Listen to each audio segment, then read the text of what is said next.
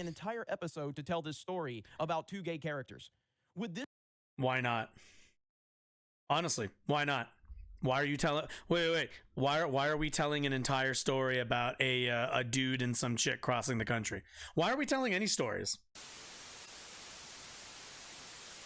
This was the environment in 2020 when it was revealed that The Last of Us 2 would have a significant, a significant character death and an emphasis on LGBT characterization, right? Now, the same thing happened to a degree. If you're familiar with, let's see, what's it at nowadays? Metacritic. There it is. Metacritic. I'm sorry. The Last of Us 2. Let's see. No, not you. I want the Metacritic score. Let's take a look.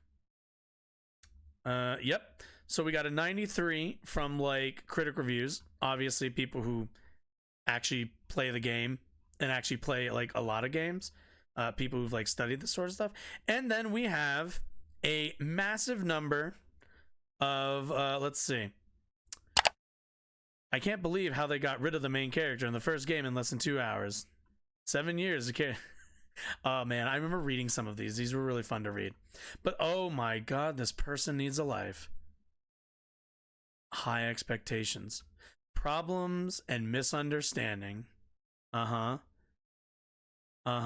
Poor character development. I didn't care one bit about Abby's friends. Yeah, you're not really supposed to. Oh, here it is. Political agendas. Yes, Abby may not be transgender. Oh, yeah, that's right. That one of the leaks was that Abby was trans, which she wasn't. Her partner character was, but that's just was a blatant lie. Let's see, but my goodness, she got them guns basically. Oh yeah. Oh my god, woman having muscles. Oh no.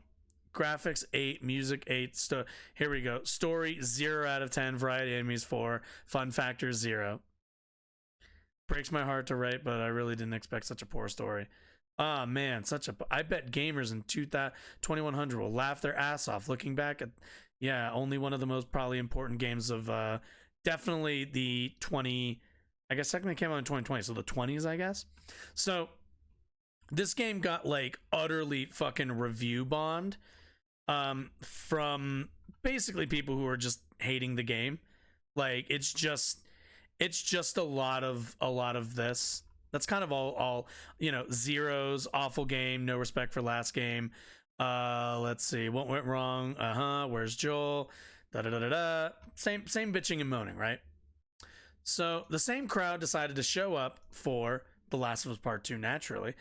So obviously, and this only really came out when did I want to say this really only came out around I think Monday morning, Monday afternoon or so, when reviews started coming in, when this entire bottom section started coming in. Obviously, you can kind of see where it's getting mostly 10s, mostly overwhelming amount of 10s, some 9s, all the rest of these numbers, very low amount of 4s. And then you have this utterly outsized number of 13% of to drag down the percentage, because there's an audience for, basically, again, like I said earlier, just kicking sand in people's face for enjoying something that they personally didn't enjoy. And that's, this is the environment, unfortunately, we're living in. So I want us to take a look at kind of the response from another channel that's known for this sort of activity, and that would be the Geeks and Gamers channel. So let's get into it. Turning you down on this and on my headphones. The Last of Us Episode 3 happened last night. Okay, luckily their intro thing was how you would awful. expect a project with Neil Druckmann or Neil Cuckman involved. Now, there's a couple. I gotta admit, these guys bend themselves into fucking Bavarian pretzels to constantly call everybody a cuck, call everybody trash at their job. Meanwhile, I'm like, oh yeah, yes, the failure Neil Druckmann, a director of an HBO TV show, the writer of an HBO TV show, the producer of an HBO TV show, the writer, producer, director of a million copies sold game, one of the most popular games in Sony's what's the word I'm looking for, software history, and certainly Naughty Dog's catalog. Also the writer and all of those things for part 1 as well. Somebody who's been incredibly successful. Totally. A couple of different ways that I want to approach this, because episode 3 in its own right, I thought was somewhat entertaining, but when you actually look at the people behind it and you look at the agenda that they're trying to push, then you understand that this is not about just telling. Also this headline's stupid. The HBO's The Last of Us adaptation is a milestone for LGBTQ gamers. We already, like, the LGBTQ gamers, they already got all of part 2 and like the Left Behind DLC. The show is catching up with the game. The game's already super fucking woke. The show's just catching up. A story, telling a story that's going to benefit the overall. They do an excellent job. This is about Neil Druckmann pushing the agenda Neil that he Druckmann couldn't push when he originally made The Last of Us. Oh my god, he actually sounds like a fucking joke. Acceptable like it is now, and so back then he left subtle hints as to the relationship between Bill and Frank, because he couldn't go full blown Brokeback Mountain like he did in this episode. But then you have to ask, Brokeback Mountain, an unsuccessful, unbeloved movie, a movie that nobody likes. Totally got it. Yourself, why did he do it in this episode, and how did this episode benefit the overall story? So again, there's two different ways to look at this. Did I think that they did a good job telling the story in this episode? Sure. It was fine. I mean, for an isolated individual story, that's fine. But totally new for television, never happened before. Using an entire episode to tell this story about 2 gay characters. Would this? Why not? Honestly, why not? Why are you telling? Wait. Why are we telling an entire story about a dude and some chick crossing the country? Why are we telling any stories? Like, why are we even bothered? Why don't we all just like stare, like only watch documentaries and stare at paint? Why not? Why not? Why not? Let's just not do anything until somebody can explain to me why there needs to be an episode of one show that focuses on 2 gay characters. You know, we can't watch anything else until we get a concrete answer to why we had to see this specific episode. This episode have made any sense if this was about 2 straight characters that had nothing to do with the overall story? It wouldn't even have been told, because this was done so Neil Druckmann and Naughty Dog can push their bullshit agenda. Now, I know that a lot of people... The agenda of please watch our show. People that are going to see... We spent a lot of money. Please watch our show. Are going to say, oh, Jeremy's just intimidated by gay characters, yada, yada, yada. It's so stupid, because these people don't have a working brain, because they think that everything is... something to be fake offended over. Every single thing that somebody has, every opinion, whatever. But now you see... You've done a really good job reassuring me that you're not intimidated by gay characters. You've done a really excellent job there. Mainstream using this episode. And now this is a victory for all gamers, ladies and gentlemen. Now, Bill and Frank being hinted at... This is a victory lap. Or Bill being... If anything, this is a victory lap. ...hinted at as being a gay character in the original Last of Us. That didn't save lives. But this episode, this is the most important episode in the history of humanity. I mean, it was an element. People were like, that's cool. News right here. HBO's The Last of Us adaptation is a milestone for LGBTQ gamers. Where's the IA and the plus? They didn't get involved in this. Notice that the person who tweeted this... They decided to tweet with this going, the most important moment in human history, lives were saved. I'm not even sure if those words, I think the might be the only word that's similar to their summation. This is what happens when your brain damage doesn't allow you to critically read anymore. Where like this guy got to HBO's The Last of Us, kept going and just immediately went straight down and was like LGBTQ, and then he went off and tweeted. This is what happens when you don't read the whole assignment. Whoever D-Day Cobra is a dipshit. LGBTQ gamers who spoke with NBC News said the 3rd episode of the series, focusing on queer romance, gave them hope for the future of video games. This is nonsense. Now, this is why this episode existed. Right. So again, you can look at this episode and think it was To fine and attract people to entertaining, watch it. and It's almost like I a do business. appreciate like certain perspectives you get from the apocalypse and that feel or whatever. But when you look at why did this episode actually happen, it happened so that Neil Cuckman can push his bullshit. That's all this happened for. Because again, if you take that story, this story. So yeah. So he has nothing to say is what we're getting at. Nothing. This is it. It's I'm gonna say Neil Cuckman a few times, and I'm gonna constantly ask why why we had to spend an episode with 2 gay characters, as if that's an argument. There doesn't have to be a reason why. You could just do it because somebody was like, felt like it. I'm sure if you ask Neil, his Chad answer, Neil Druckmann's Chad answer would probably be, felt like it. Fucking deal with it. It's my story. I get to tell it. Eat shit, die. Story of The Last of Us, and you have this random thing that was hinted at in the original Last of Us, a relationship between a man and a woman. Would you have gotten a full episode out of that? No. Because it doesn't complement the story at all. We've never remember, guys. You've never seen episodes of television that were about heterosexual characters. It gets better for The Last of Us. You've never seen that before. Now there are hints. I guess there's reports that we're going to get The Last of Us season 2. The Last of Us season 2 will cover the events of The Last of Us Part 2. So that means we're gonna get big Abby Pump is your hookup holla if you hear me. And that means that Joel, Pedro Pascal, I guess, is going to get a golf club to the face. I really hope they cast Scott Steiner. I've seen some people go, all the bigots are going to be upset now because they're actually adapting the game. No, I'm actually happy about this. I really, really hope that they cast Scott Steiner in this role as Abby, and I would love to see Scott Steiner. Does he know how old Scott Steiner is? I bet you he doesn't. He probably just knows Scott Steiner because he watched wrestling back in the early 2000s or the late 1990s. There are a lot of other wrestlers that you could be referencing. You could reference, as a good example, Swolezilla, fucking Swolverine, Brian Cage, The Machine. There's quite a lot of wrestlers that you could reference, but this guy's like fucking reference point for wrestling is stuck back in like 2001 before WCW got bought out by WWE for nickels on the dollar. Fucking idiot.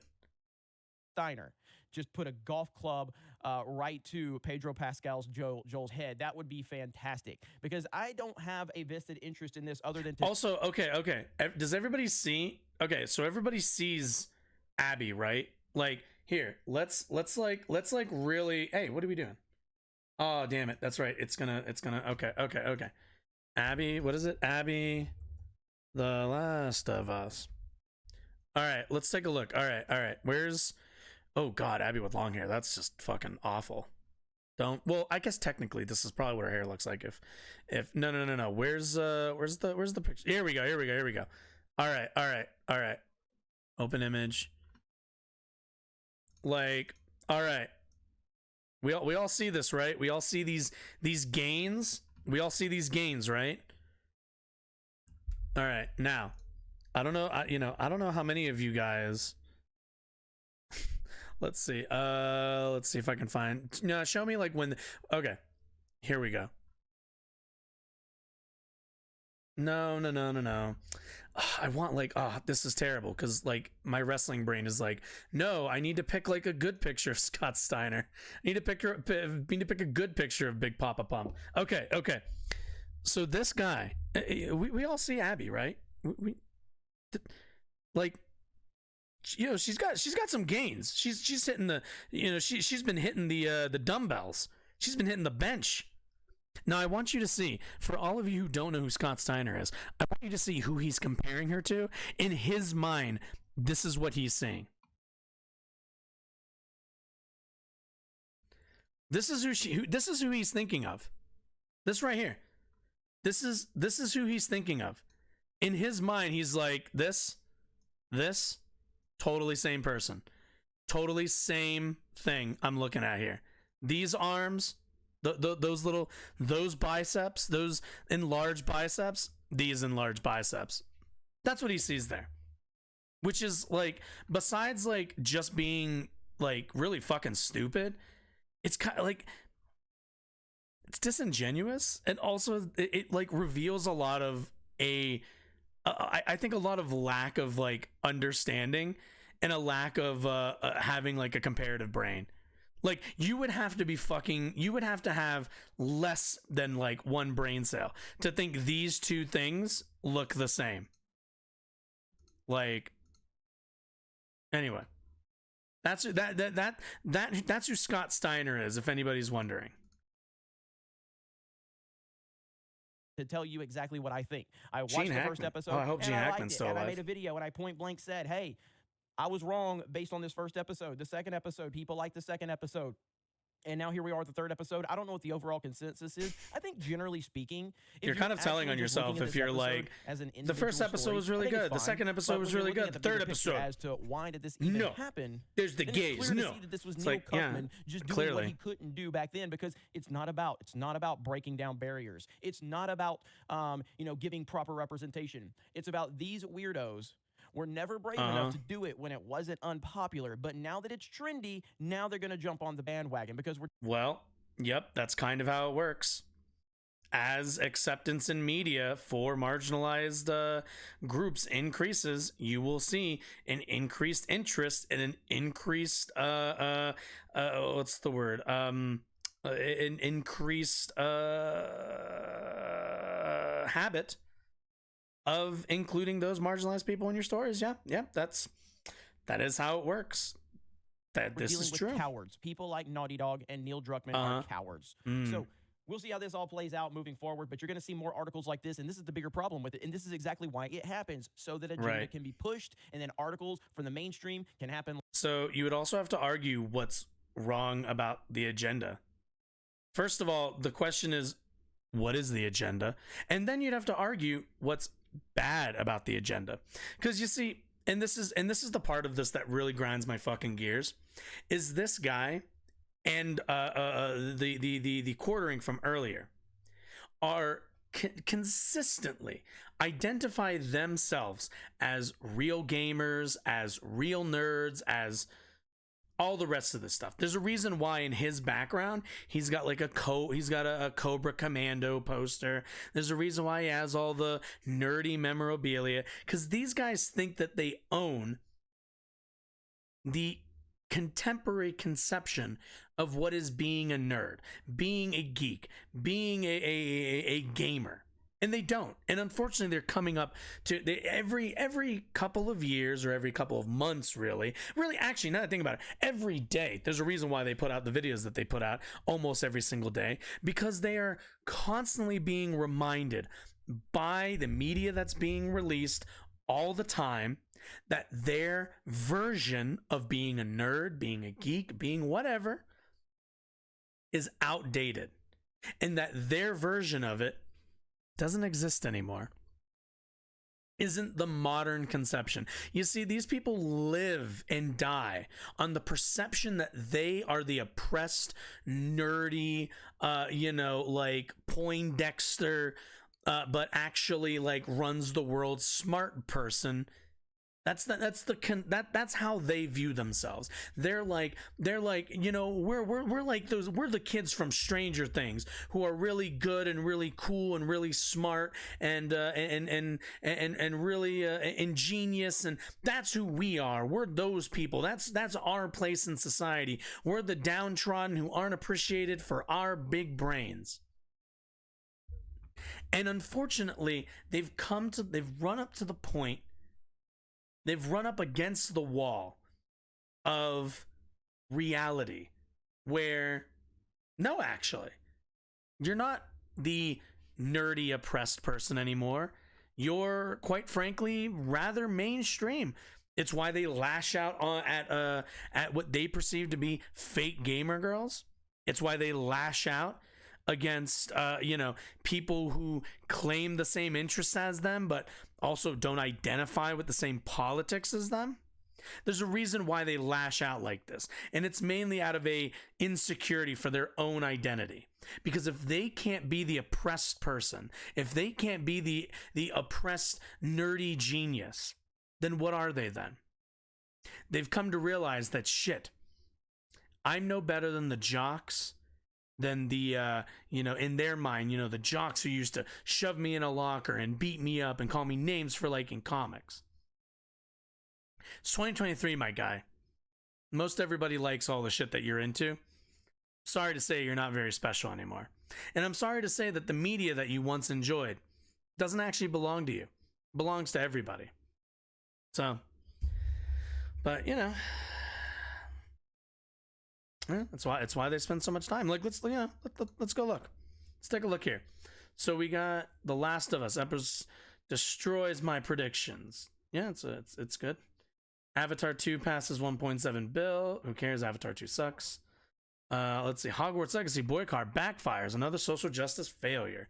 Another one of these. Avatar 2 closing in on set to pass Spider-Man because Spider-Man's woke now. Same with the MCU. So now they hate Spider-Man. Let's see. Ooh, HBO's The Last of Us just got worse. It was 3 weeks ago.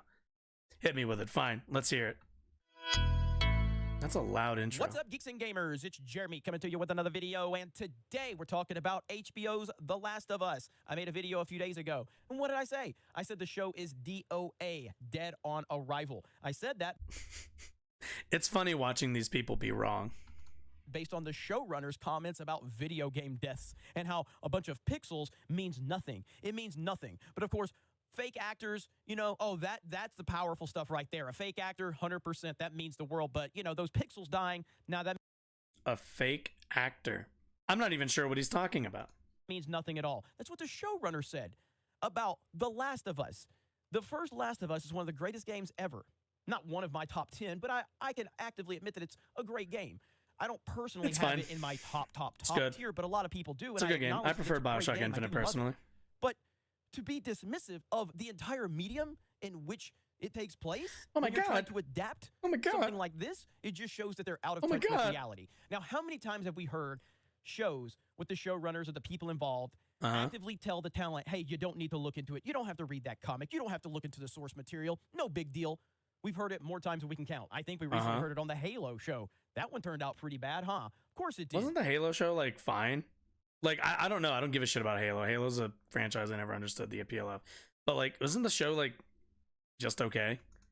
It was going to be Granted, being just okay is, a death knell. From the actress who's playing Ellie, one of the main characters in the game. And look at what she says. I was advised not to play the game. Makes sense. I just watched some of the gameplay, though, secretly. Let's look at the words that she's saying. I was advised not to...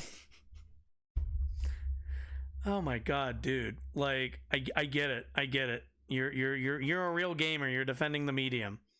Please spare me.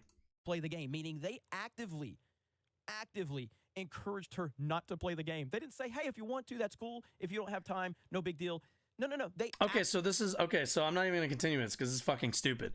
Because there's a very obvious reason if you had any kind of idea of how films or cinema is actually made.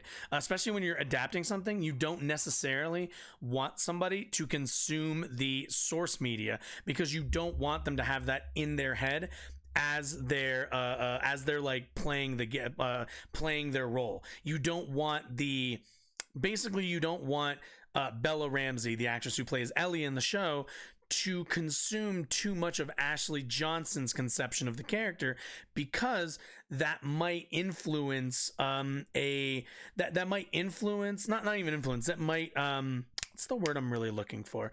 That might end up kind of informing too many of the acting decisions that Bella Ramsey is going to be making when basically slipping into this character's shoes. You don't want I think they've spoken that they've talked and they've met, and you want that kind of interaction between both actors playing the same character, but you don't always want them to be consuming that character, that other actor's adaptation, because you want to hear the explanation. You don't want to see a one for one. You don't want them. It's you don't want a case where they're constantly thinking in their head, how do I sound more like Ashley Johnson? You want them to portray the character in their own way. This isn't really that controversial or all that interesting. It actually really has nothing to do with video games. It has everything to do with adapting a source that's like another visual media. You want to stay clear of some of that, just to keep the acting decisions organic.